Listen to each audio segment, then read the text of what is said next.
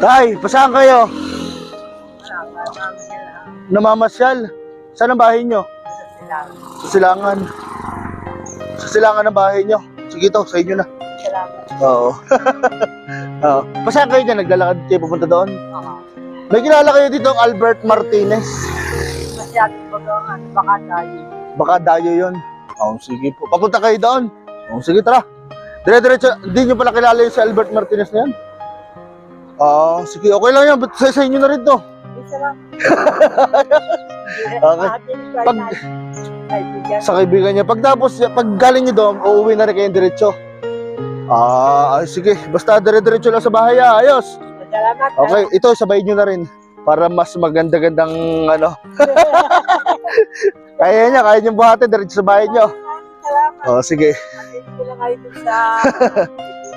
Sige.